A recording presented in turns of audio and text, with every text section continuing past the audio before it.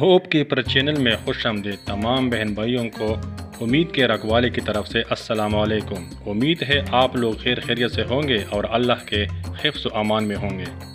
آئیے چلتے ہیں کہانی اسم اعظم کی طرف۔ جی ہاں، اس کہانی کا نام ہے اسم اعظم۔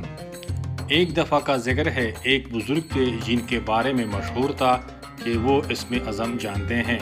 ایک گاؤں میں ایک نوجوان رہتا تھا جسے اسم اعظم سیکھنے کا بے حد شوق تھا۔ وہ بار بار بزرگ کے پاس آتا اور عاجزی سے درخواست کرتا کہ اسے اسم اعظم سکھا دیا جائے، مگر بزرگ ہر بار کوئی نہ کوئی بہانہ بنا دیتے، کبھی کچھ کہتے کبھی کچھ، اور وقت گزرتا گیا مگر نوجوان کا شوق کم نہ ہوا بلکہ اور بڑھتا گیا۔ آخرکار بزرگ نوجوان کے شوق اور لگن سے متاثر ہوئے اور کہا، اسم اعظم سیکھنا آسان ہے مگر اس کی ذمہ داری اور اسے برداشت کرنا بہت مشکل ہے۔ نوجوان نے پورے اعتماد سے کہا، میں سب کچھ کر لوں گا، آپ بس مجھے سکھا دیں۔ بزرگ نے کہا، ٹھیک ہے، میں تمہیں سکھا دوں گا، مگر ایک شرط ہے، تمہیں یہ شرط پوری کرنی ہوگی، تب ہی میں تمہیں اسم اعظم بتاؤں گا۔ نوجوان نے فوراً کہا، میں ہر شرط ماننے کو تیار ہوں، آپ جو کہیں گے میں کروں گا۔ بزرگ نے کہا، تمہیں شہر کے چوراہے پر بیٹھنا ہوگا اور لوگوں کو دیکھنا ہوگا، جو بھی واقعہ تمہارے سامنے ہو وہ آ کر مجھے بتانا ہوگا، مگر یاد رکھو تمہارا کوئی عمل دخل نہیں ہوگا، تم صرف دیکھو گے، مداخلت نہیں کرو گے۔ نوجوان نے اس بات کو قبول کر لیا اور کئی دن چوراہے پر بیٹھا رہا۔ 1 یا 2 مہینے گزر گئے مگر اس نے کوئی خاص واقعہ نہ دیکھا۔ ہر شام جب وہ بزرگ کے پاس جاتا تو وہ بزرگ اس سے پوچھتے، آج کیا دیکھا؟ اور نوجوان جواب دیتا، کچھ خاص نہیں، بس عام لوگ آتے جاتے رہے۔ ایک دن نوجوان اپنی جگہ پر بیٹھا تھا کہ اس نے دیکھا کہ ایک بوڑھا شخص سر پر لکڑیوں کا بھاری گٹھا اٹھائے چلا آ رہا ہے۔ وہ مشکل سے چل رہا تھا کہ اچانک ایک جوان جو کہ خوبصورت لباس میں ملبوس تھا اس سے ٹکرا گیا۔ اس ٹکراؤ سے بوڑھے کی لکڑیاں زمین پر گر گئی اور وہ خود بھی گر گیا۔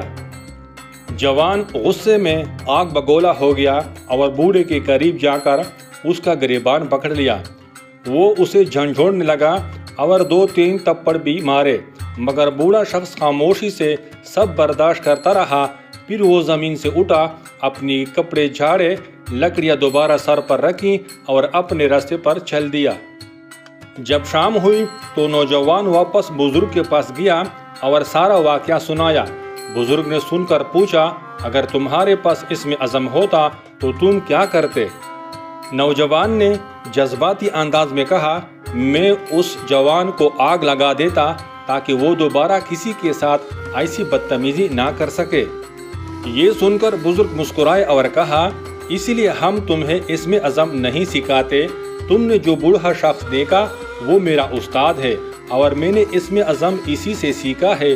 اس نے اپنے اوپر ہونے والے ظلم کو برداشت کیا اور جواب میں کچھ نہیں کہا۔ اسم اعظم سیکھنا آسان ہے مگر اس کی اصل طاقت کو برداشت کرنا اور اپنے نفس کو قابو میں رکھنا بہت مشکل ہے۔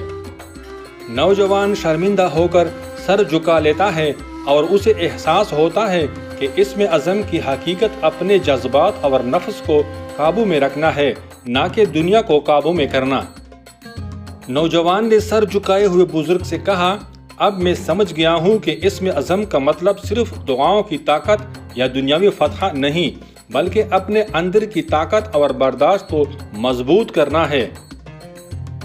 بزرگ نے نرمی سے نوجوان کے کندھے پر ہاتھ رکھا اور کہا، ہاں، اصل اسم اعظم وہ ہے جو تمہارے اندر کے نفس کو قابو میں رکھتا ہے۔ دنیا میں مشکلات اور آزمائشیں ہمیشہ آتی رہیں گی، لیکن جو انسان اپنے غصے، تکبر اور بدلے کی خواہش پر قابو پا لیتا ہے وہی حقیقت میں اسم اعظم کی طاقت کا اہل ہوتا ہے۔ نوجوان نے بزرگ کی باتیں غور سے سنی اور پھر کہا، استاد، میں اب سمجھ چکا ہوں کہ اسم اعظم کو حاصل کرنے کے لیے سب سے بڑا امتحان اندرونی تحمل اور صبر ہے۔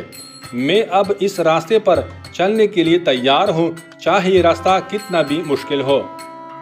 بزرگ مسکرائے اور کہا، یہی وہ سبق تھا جو تمہیں سیکھنا تھا۔ تمہارے اندر جو جوش اور ولولہ تھا وہ قابل تعریف ہے، لیکن اس میں عزم سیکھنے کے لیے تمہیں اپنے جذبات کو قابو میں رکھنا اور حالات کا سامنا صبر کے ساتھ کرنا ہوگا۔ نوجوان نے عزم کے ساتھ کہا، میں یہ سیکھنے کے لیے تیار ہوں استاد۔ بزرگ نے اس کی بات سن کر دعا دی اور کہا، یاد رکھو تمہارا سفر یہاں سے شروع ہوتا ہے۔ جو تم نے آج سیکھا ہے وہ تمہاری زندگی میں ہر امتحان کے وقت تمہارے کام آئے گا۔ دنیا کے ہر بڑے راز کو سمجھنے کے لیے سب سے پہلے اپنے نفس کو قابو میں رکھنا ضروری ہے۔ یہی اس میں عزم کی اصل حقیقت ہے۔ نوجوان نے دل میں عہد کیا کہ وہ بزرگ کے بتائے ہوئے اصولوں پر عمل کرے گا اور اپنی زندگی کو اسی روشنی میں گزارے گا۔ اسے احساس ہوا کہ اصل طاقت دنیا پر حکمرانی نہیں بلکہ اپنے نفس پر قابو پانے میں ہے۔ یوں وہ نوجوان صبر، تحمل اور حکمت کے سفر پر نکل پڑا تاکہ وہ حقیقی معنوں میں اس میں عزم کی طاقت کو سمجھے اور اپنے زندگی میں اس کا صحیح استعمال کر سکے۔ اب تک کے لیے اتنا ہی، ملتے ہیں نئی کہانی میں نئی امید کے ساتھ، تب تک کے لیے خدا حافظ۔